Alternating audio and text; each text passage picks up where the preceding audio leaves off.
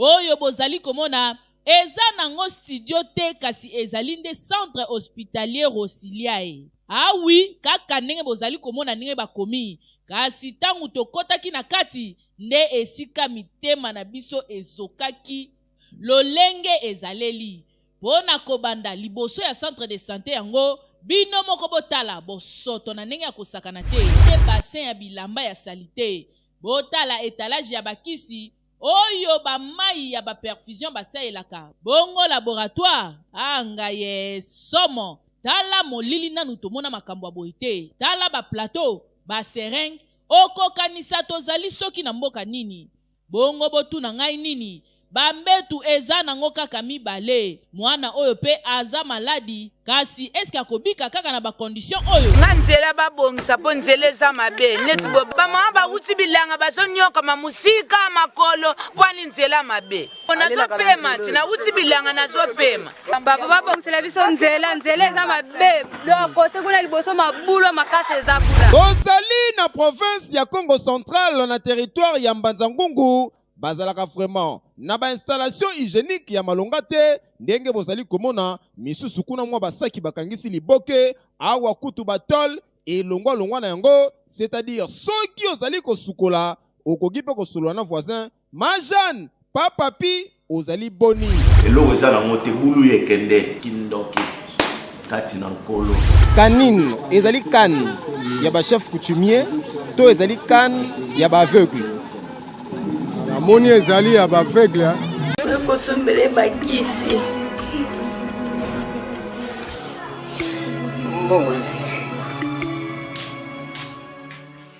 Enfin, avec le projet Congo Mokili Mavros, bayeli biso gratuité à santé. Bazali kotonga ba centre de santé na ba quartier inhospitalier ya ville ya Kinshasa.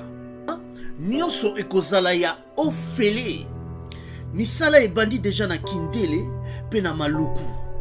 Yope sala lokola baninga na 10 euros, 100 euros, 1000 euros na yo contribuer pour na kosunga bandeko na Kinshasa.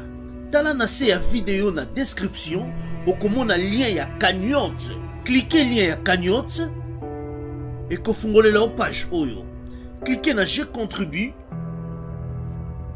Otie montant au kokoka. Aucun mode de paiement, soit PayPal, ton compte bancaire. Congo Mokili avec le projet Mavros, bayeli biso gratuité à 100. Merci pour la confiance, peu fidélité au Kinshasa, Brazzaville, diaspora, peu Mokili Mobimba, vous allez toujours copier ça. Naba étoile ya communication à travers magazine Kill Artus, plaisir, Isaïe Yamakasi. Nanga mona biso ya koyeba ke bozali toujours wana po na kolanda édition ya lelo. Kimia pembote e omela mingi na kati ya mabota mabino. Basango lelo to fungola yango po na koyesa bino ke na Assemblée nationale pas de clôture ya session ya septembre 2021 oyo avant adoption ya projet portant habilitation ya gouvernement. Ba détail ya bolanda yango na reportage ya Oezali signé Olivier Matota pe commentaire oyo. Conformément à l'article 115, il y a Constitution, il y a République démocratique du Congo, bah deux chambres, il y a Parlement et Sengeli, et clôturé session parlementaire il y a septembre. Mon collègue mercredi 15 décembre 2021. Kassina Assemblée nationale et Koki Kosalemate, mon collègue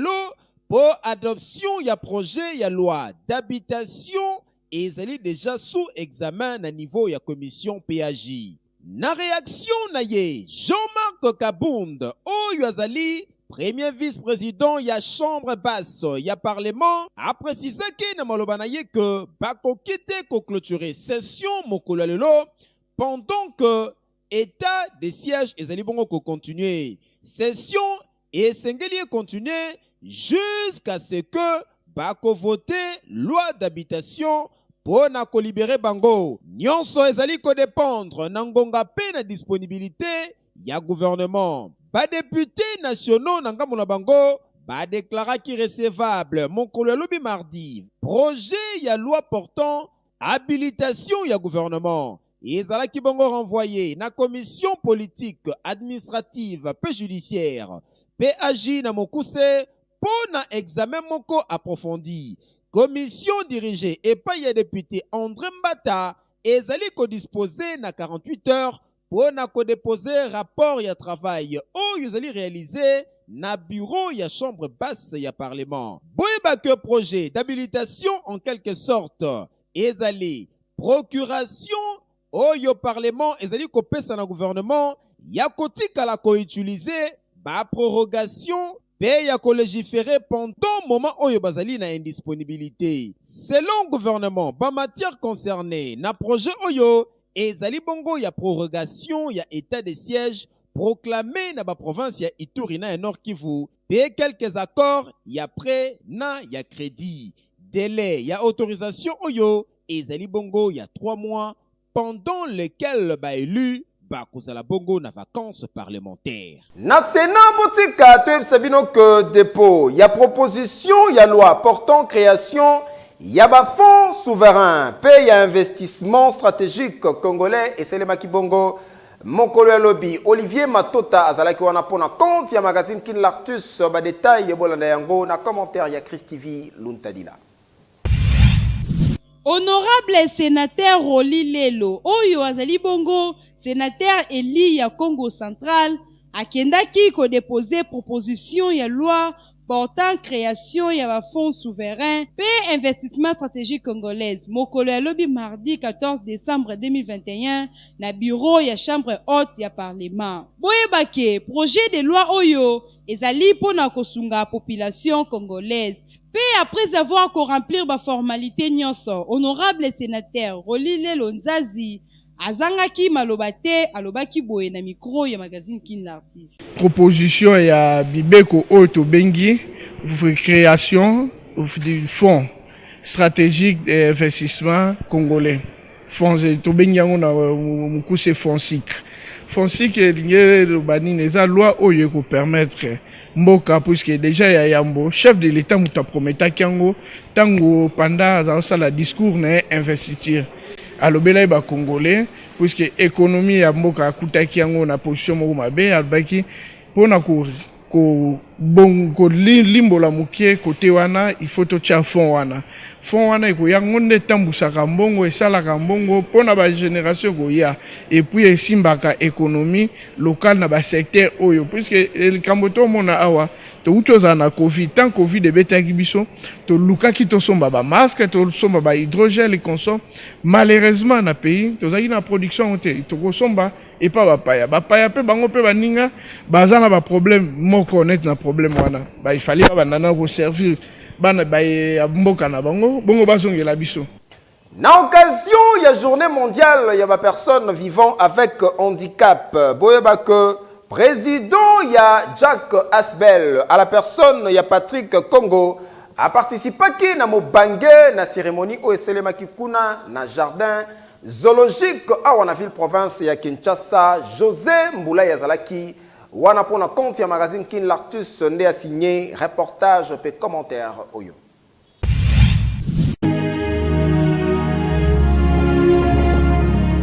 Ezalaki nde na occasion ya journée mondiale ya ba personnes vivant avec handicap physique l'infatigable Patrick Congo Poiti Bakisele Petit Katumbi akokaki jamais ko raté occasion yango lokola azalaka mutema malamu pe toujours na souci ya ko partager oyo azalaka nango ya muke elongo na batu nyonso bazalaka na kati ya ba difficulté. Boyebako Patrick Congo Poiti Bakisele Petit Katumbi azalaki nde invité na coordination générale ya diaspora kinoise se débarquine en sigle oyo Ekumba Makana président na yango Tombolo Kalombo Francis elongo na madame Patricia Umba na cérémonie oyo esalemaki awa na jardin zoologique ya Kinshasa. Boyebako apesaki maloba na Patrick Congo Poiti oyo wapi atalisaki vision ya ASBEL na ye jeune pour l'avenir du Congo Jacques ASBEL oyo azali kokumbela na kati ya cérémonie oyo. Très ému il faut Moya parce que vous savez, ce que vous vivez dans avec un handicap, vous savez, tout l'intervenant va les kiawa, mais il faut déplorer les personnes avec un handicap, basées sur les conditions réputés. Diaspora a Osolana autorité en présence il y a des investisseurs sur comment on s'impliquer pour que dans temps record pour résoudre les problèmes où il y a misala des problèmes il y a développement tolingi to peut ça signal fort pour la collapse que Congo et Télémi et Congo ana et Télémi ka te pour na ba pa au se retrouver. Patrick Congo Poiti Petit Katumbi azangisaki te koloué initiative ya honorable Eliezer Tambwe pesa muninga sourire oyo wapi ezali pe kobalana na vision ya Jacques Esbel pe aprometaki na ba personne vivant avec handicap physique a ko continuer kozala longo na bango pona ko soutenir pe ba projet na bango angaye avec le petit Katumbi nanu bomona te bokomono ya minene koleka oyo boete. Promotion $1,900 ezali ko continuer na ba agence Eric Travel oza mobimba na bourse d'études pe okei kotanga na mboka ya Chypre.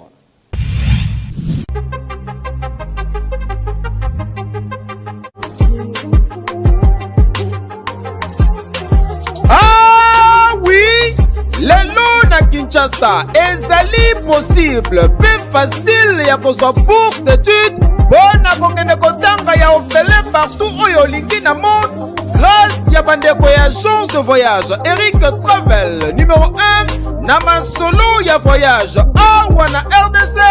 bakosa yo te moko te na terrain oyo ezali kokumbama epai ya ADG Eric Mwamba Nzambe pe numéro 1 na masolo ya prise en charge awa na RDC ozali na mwana oyo azali diplômé pe olingi akende kotanga na mikili ya poto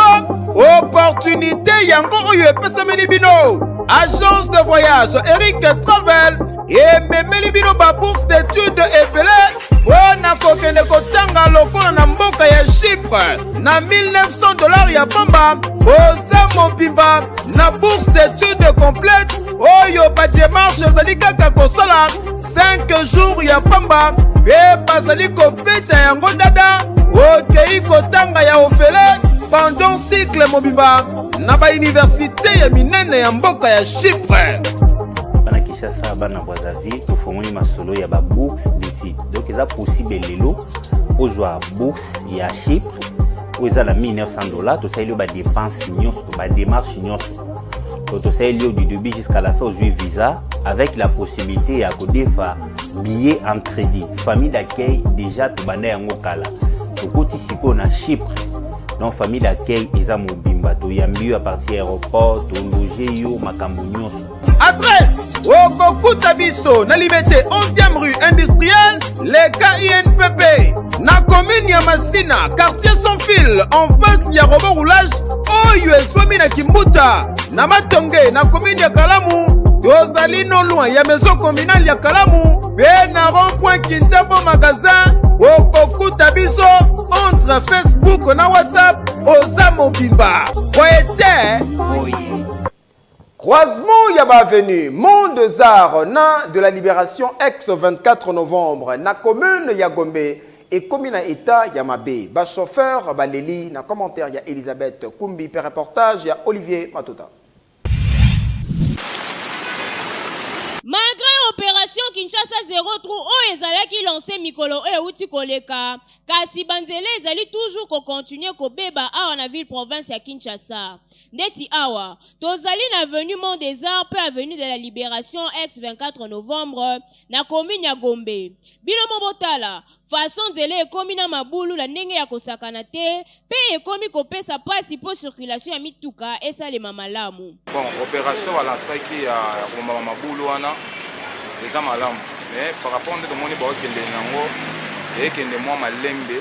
te faso mpe doki ekendele ekende baobanda me baosisa yango mbala moko te ezoboma banzela ezokanga banzela miti koma eleka te soko ozwi net hour na ndenge ebukani mpena nese hour donc nzela ebukani makasi akuti ya nango minene te eza nango 15 metre ya pamba soki bayeba kosala kaka na jour moko mpe esili nango bongisi nango mais soki bakozelisa mabulu wana ezoya so minene koleka de fetke mbulu ezobeta mabulu ezoya kaka minene ok soki bayenda bango basali baétudie basali ekozwa nango pas même une semaine esili nango mais soki bakozelisa de fetke mbulu mpe ezobeta mabulu mpe ezoya kaka minene c'est ça bon par rapport ya gouverneur ya ville ya Kinshasa nga nakoki bakiaza na suivi nde yango esalaka misala ekende soki volontaire kosala eloko ezali mais de fait que soki suivi eza te bato wana bango bazongo lokwa na léger soki suivi ezalaki ya tie mpendaki date limite yango bosala eloko mpe so ya boye na kongo ezaka eloko moko bokopanda eloko me moto asala eloko me yaki jour aosilisa te nanga mususu pont oyo bozali komona ekoma na yango nde station poubelle ya milangi mpe ezopesa pasi mpo mai elekaka malamu tokosenga kaka na bakondi batrouve solution mpo na nzela oyo mpe mpo na curage ya pont oyo. État ya centre de santé Rosilia na quartier Ngampani na commune ya Kimbantseke intéressaki makasi ba reporter na biso ko kamwa bisika mususu ko kota mais obimi lisusu na maladie ya makasi ba détail bolanda yango na commentaire ya Cécile Mwanza. Tozali na commune ya Kimbantseke na quartier Ngampani avenue Lumumba numéro 2 bande kobondi melanga esali biso pasi komona makambu ya boye oyo bozali komona eza nango studio te kasi ezali nde centre hospitalier Rosilia oui kaka ndenge bozali komona ndenge bakomi kasi tangu tokotaki na kati nde esika mitema na biso ezokaki lolenge ezaleli pona kobanda liboso ya centre de santé yango bino moko botala bosoto na ndenge ya kosakana te rideau oyo botala eza salite awa soki okoti il faut o éternio to pe osala inchi lave-main salite makasi ekoma nango nde bassin ya bilamba ya salite botala étalage ya bakisi oyo bamai ya baperfusion basalelaka bongo laboratoire ngaye somo tala molili nanu tomona makambo ya boye te tala baplateau basereng okokanisa tozali soki na mboka nini bongo botuna ngai nini bambetu eza nango kaka mibale mwana oyo pe aza maladi kasi eske akobika kaka na bakondition oyo kasi eloko mususu ekamwisaki biso ezali nde nombre ya baservice eza awa consultation laboratoire médecine interne pédiatrie chirurgie générale gynéco na pharmacie kasi toyebi te soki basukaka na yango wapi pe basalaka yango ndenge nini na bakondition oyo toza difficulté ebele tellement na bamplacement biso ya misala awa biso toza peme na prince nde tosweta to banda koyamba bantu oyo basalaka baksida ebele na baprince bamaladi bayaka souvent difficulté toza nango eza ke mbutu baka ebele esalamaka na prince mbutu basi babotaka mbutu bakangela veyaka surtout bana toza na moto boye asala komi na suka fale osala eseko maintenant place tozali eza kitoko mingi emplacement na biso toza na pasi place akobomba bato oza na 5 maladi mayobomba bango eza te kolozokosolosa bango na bandako ntongo babanda koyaka soki toza nango ya bamateriel na misala nani ekoki te place yango ya kobotisa toza nango te mai tobotisa tala kosunga population eza nango mabe te kasi bakondition esengeli ezala ya malamu po awa soki oye na maladi okozonga na nini bino moko bopesa réponse kasi ministère ya santé oyo ezali ka moko ya kotala na lombangu pe kosoutenir po esala eloko po bakondition ya boye pardon Kinshasa mboka makambo na province ya Congo central na territoire ya Mbanza-Ngungu botika to efsebino que route oyo ememaka bongo na Nkamba ekomi na eta moko ya impraticabilité ya makasi bamaman basalaka voire même 40 km à pied mpona kokoma na bisika oyo ya kozwa transport kokamwa pasi pe mawa population pe baisager ya route oyo na village pa makiese na entrée ya Mbanza-Ngungu na province ya Congo central nzela oyo ekenda ti na Nkamba bazali na badifficulté ebele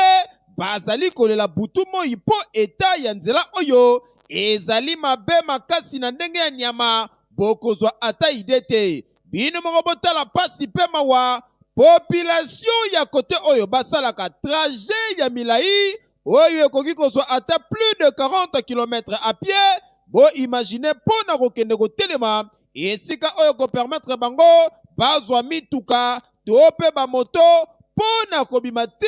na mbanza ngungu oyo ezali kosala pasi pe mawa. Nzela ezali mabe makasi mabulu ebele poto kutu koloba te, surtout na période oyo tozali ya bamvula population balelaki boye. Zana mpamba kiasi nzela gomatadi tinkamba mabulu nzela mwaete bozo kokate sala kambongo mabulu ewumeli penza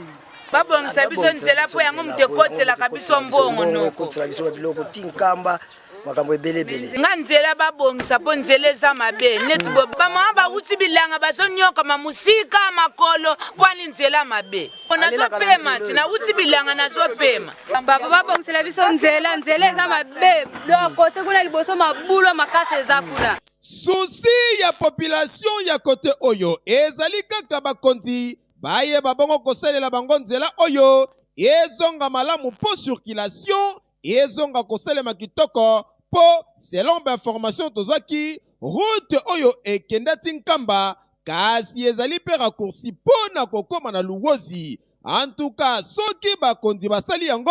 ekozala ide moko ya malamu pona ko permettre circulation ya bapieton na biloko na bango esalema na ndenge oyo esengeli. Yango nde souci majeur ya population ya contre oyo. Totikali toujours na territoire ya Mbanza-Ngungu na province ya Congo Central na quartier d'Isengomoka ba reporter na biso basalaki constat kuna banda kwetonga marakaka na ba brique cuite. Bondi Mvokolo pesa biso ba détail na reportage. Tozali na province ya Congo Central na territoire ya Mbanza-Ngungu na quartier d'Isengomoka sur avenue Luvaka. Ndenge kaka bozali komona constat oyo tosali ezali ke awa na province ya Congo Central na ba village pe ba territoire ebele soki otamboli okomona la plupart ya bandaku etongama kaka na ba brique cuite oyo. Brique cuite ezali ba brique ya mikie lokola kaka bozali komona oyo ezalaka fabriqué na mabele ya rouge. Yango nde population ya kote oyo ba préféra kotongela yango bandaku na bango awa na quartier d'Isengomoka bazalaka vraiment na ba installation hygiénique ya malonga te. Ndenge bozali komona misusu kuna mwa basaki bakangisi liboke awa kutu batol elongwa na yango, c'est-à-dire soki ozali kosukola okoki pe kosolola na voisin majane pa papi ozali boni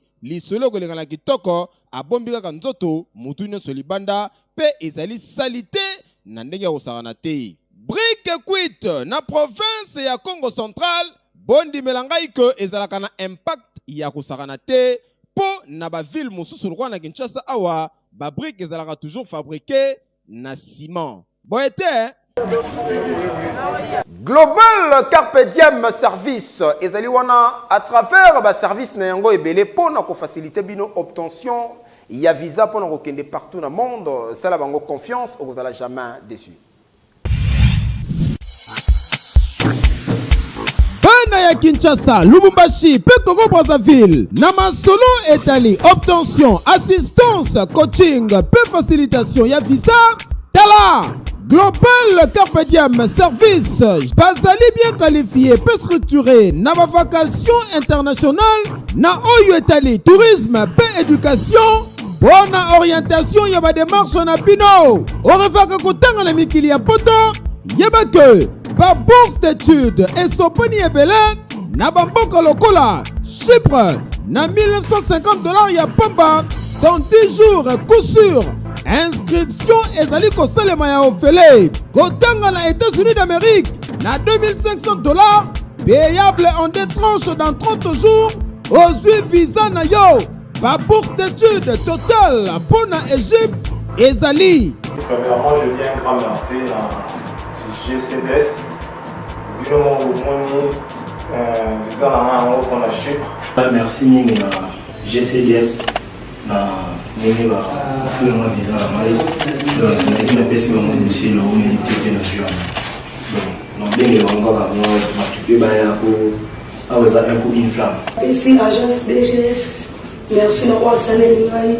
na mambongo mokie na ngoma mokie apesi na visa oyo nakoki nayebisaki bino awa eza bagete na GCDS te suka masolo na ke Chypre. Le voyage GCDS pour l'obtention de visa pour les Chypre, on vous appelle toutes les années le juillet, juillet, tous les mois puissent venir à l'agence GCDS pour l'obtention de visa de Chypre. C'est réparti ici. Bino ba oyo bolela tourisme na bamboka lokola Dubaï, Afrique du Sud, ba pays ya espace Schengen et ba destination ebele awa ezali kopeta matata avec accueil et orientation sur place na ba pays oyo kokomela Global Carpe Diem Service asali méga promo pour la étude tourisme conférence pe baso médicaux na mboka ya Canada na $950 ya pamba oza mobimba wakanisi ya sili ta GCDS a tient à disposition na bino ba visa de travail pour na mboka ya Canada na $4000 ya pamba oza mobimba durée ya visa ezali kosala kaka 60 jours soit adresse okokuta biso sur avenue Wakatingi numéro 166 référence croisement ya avenue Wakatingi na Willery en face ya Kolufungula na commune ya Kinshasa oza mobimba boite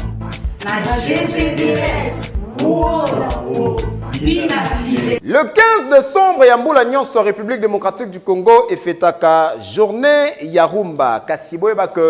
pour Namvula Oyo UNESCO et Utibongo ko inscrire Rumba dans la liste de patrimoine culturel. Ya humanité. Rédaction, ya magazine Kin Lartus et Sali Récit Oyo. Na commentaire Bolanda.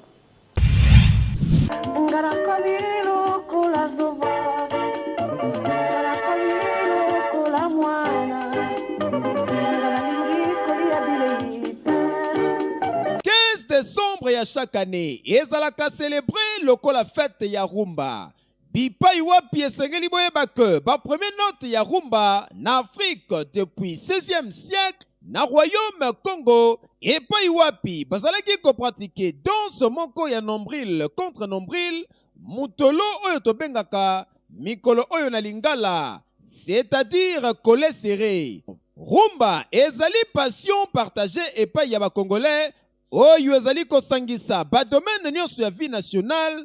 awa na République démocratique du Congo. Musique et botama verbane 40-50 na naissance ya jazz na sud ya États-Unis d'Amérique pe rumba congolaise ezwa au fil ya bane forme moko plus moderne pe ya s'enrichir na ba nouveaux instruments lokola guitare électrique topé trompette na misusu. Rumba ekoma cœur ya vie congolaise lokola na ba mariage, ba soirée, ba chant religieux, ba fête nationale pe misusu. Boyeba ke rumba musique ya ville pe ezalaka symbole ya indépendance africaine na ba années 60 na célèbre titre Indépendance Tcha-Tcha ya Joseph Kabasele Grand Calais pe ya groupe African Jazz. Rumba congolaise oyo ezali toujours ko continue ko évoluer pe ko célébrer epai ya ba artiste ebele lokola Wendo Kolosoy, Franco Luambo, Papa Wemba Koffi Olomide, Werason Jibem Piana na ba artiste misusu ya lelo wana nyonso amu balanga ye et ezali ko continuer de génération en génération depuis près de 100 ans. Kasi boyeba ke rumba congolaise euti kozala inscrite na UNESCO na liste ya ba patrimoine culturel immatériel ya humanité. Boyende ezalaka. nzoto moto ebeli malade ekondi onokoko mama mapasa boyaka moto nokiti contrairement na t-shirt pantalon to chemise. Et comment rendez-vous Yabakinois, Brazzaville, P Diaspora. Rubrique Oyobulu et que plus original en mode 4G. Motuna, Izali Nini, P.O.T. Nani, Landa, Mingi Kamata Leson. eloko eza nango te bulu yekende kindoki kati na nkolo itimba nazali monani monene ya qu'une l'artiste question na ngai ya bulu yeke mokonolo ezali kanine ezali kan oyo ya ba chef coutumier to kan oyo ya ba veugle kanino eza kan ya ba chef coutumier to ya ba veugle po na nga baombale barate eza kan ya mutu te na baombale olobi baombale eza kan ya mutu te eza ya nani kasi eza autre chose Ashlov yebisa biso kanine ezali kan ya ba chef coutumier to ya ba aveugle eza mino ya ngembo olobi mino ya ngembo kanine eza nini mino ya ngembo atwana eta na kaluka ouais maestro mwana eta na kati ya kanluka question na biso eza boye oyebisa biso kanine ezali kan ya ba chef coutumier to kan ya ba aveugle bandana kesono kanine ezali kan ya ba chef coutumier to kan ya ba aveugle eza nyonso no toloba wana te kanine ezali kanine ezali linu ya nyama dans son koyeba bien linu ya nyama donc ezala 3 minu mais minu mabe yango kanine olobi kanine eza nini minu ya nini minu kaka minu eza na minu misatu mais un minu mabe yango kanine kanine le jour kama wana kanine ezali kan ya ba chef coutumier to ezali kan ya ba aveugle namoni ezali ya ba aveugle olobi ya ba aveugle kanine eza kan ya banani ya ba aveugle